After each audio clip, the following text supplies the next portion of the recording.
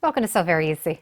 My name is Laura, and there's a lot of different sewing machine feet that we can get for our sewing machine. Well, the reason is there's a lot of different things that we can do with our sewing machine, many different applications and many different things that we can sew. And because of that, well, we get lots of different feet to choose from.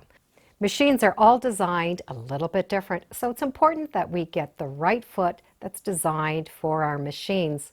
The foot might look the same, but it might not be tall enough, so it's not going to fit the feed dogs, or it's not in the right angle for that needle, so the needle can smash down on that foot.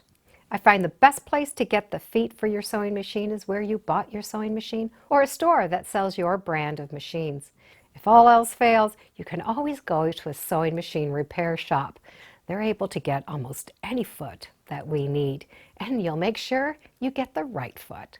So today, let's visit the braiding foot and see how many different things we can do with it. The braiding foot has this hole going through the front, which means we're going to be able to use that hole to put stuff in, and it keeps it from moving. So we're going to be able to stitch on each side of whatever we're putting in that hole. The back has an area that has been cut out.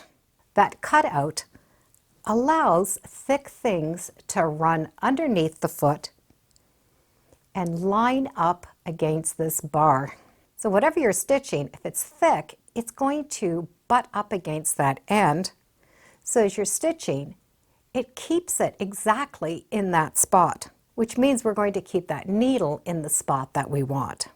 For this particular model, there is a line right along the edge of that foot. That line is duplicating the line on the back. So from the front, you're going to see where that edge is.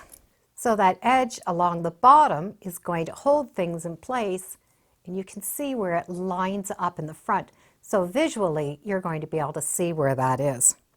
It also has a slotted opening, and that way you can do a zigzag or a decorative stitch, as well as your straight stitch. If you cannot find a braiding foot, you can find something very similar, and it's called an overlock foot. Some of the overlock feet do have that hole in the center with that slot where we can stitch some type of a zigzag or a decorative stitch. What we're looking for is that hole in the center and that notch cut out on the back. So let's go to the machine and try out some of these different trims. The foot is designed for a braid.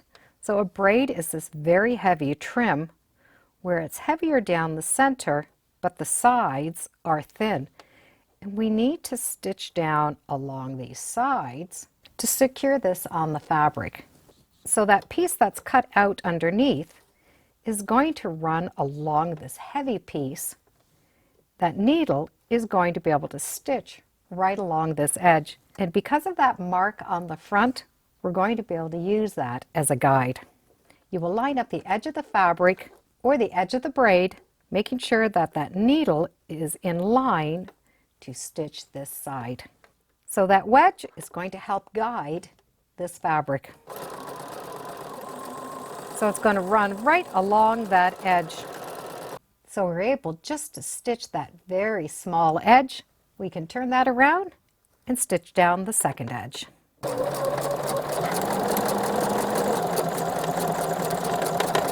So it really does sew that down with the perfect stitches along that edge. There are other forms of braids that you can use. Line it up, and if you need to, you can move your needle one side or the other. So we can use it for different braids. A heavy twill or strapping will also work fine. Because that is going to follow right along that edge, I'm going to be able to let that foot do all the work and stitch right along the edge. So I've moved my needle over.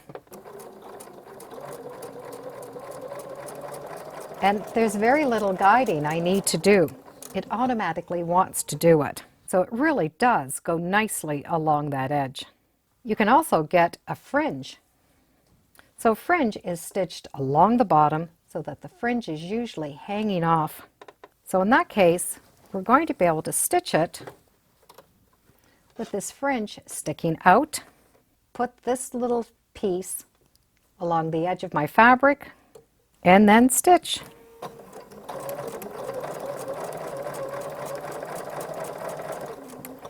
And I have gone really, really close to that edge. But by moving that needle, you can stitch in these areas. So you're stitching right over top of that little braid inside. So those are some fun things to use with that edge along the back. But we do have that hole, which means we're going to be able to stitch over top of things.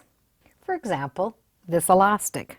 Clean up your edge and put that elastic in. Whatever you put in this little hole, it does need to run freely.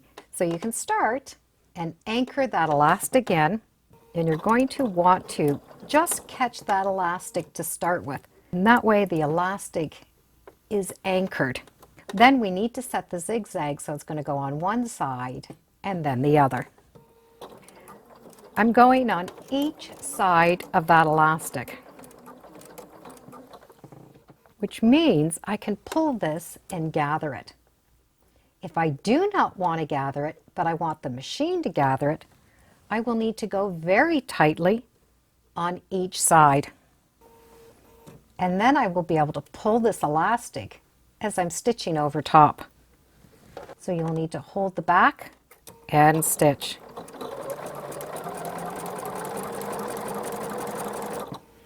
Once you've gone so far, pull, hold it down, and stitch.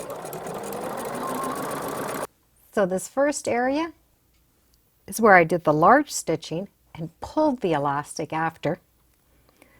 This area is where I have stitched as I've been pulling that elastic. We can also stitch wool and ribbon. If what you're putting in is too soft to feed that in, I like to use these little loops. These loops are actually designed for your teeth and they work great. They're long and they'll fit right into that hole. So that works just like a needle threader, and we'll pull that in. So I'm going to be able to couch over top of this. So you would use matching thread, and this is going to stitch this down. But because we have that hole there, it means we can just do any shape we want. The wool will follow along. So it doesn't matter where I go, that wool will be sure to follow. And that matching thread would just blend right in. This makes a great decoration for clothing and quilts. You can also combine layers. I will be able to take whatever trim I want and stitch it on top of another trim. The trim is going to follow along the bottom, and whatever string or rope you put in is going to follow along the top. And it's just going to follow along. And with matching thread, this is just going to add another dimension. You can also use more than one piece of embroidery floss. What we're looking for is just that freedom to go inside. And it's just going to stitch it down. What I really love to stitch over top is this wire that bends, and they fit right inside. So we can double up on things and stitch that wire down, going on each side of the wire. So I can turn any trim into a formable trim. You can also stitch that pipe cleaner along the edge of fabric.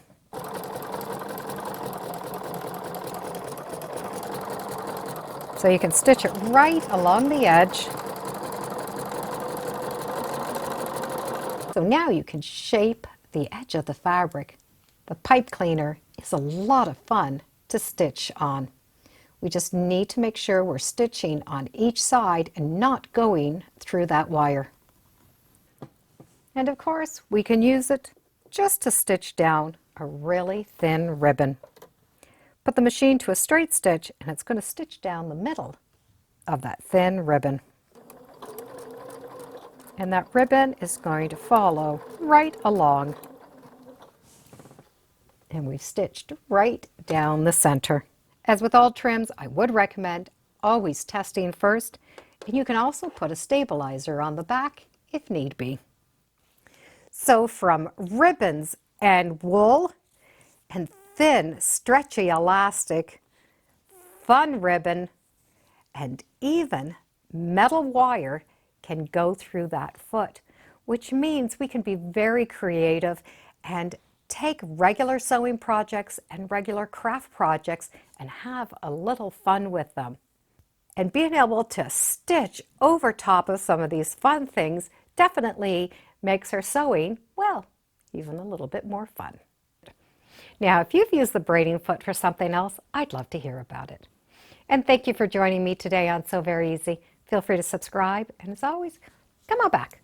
Let's see what we're talking about next time in the sewing room. Bye for now.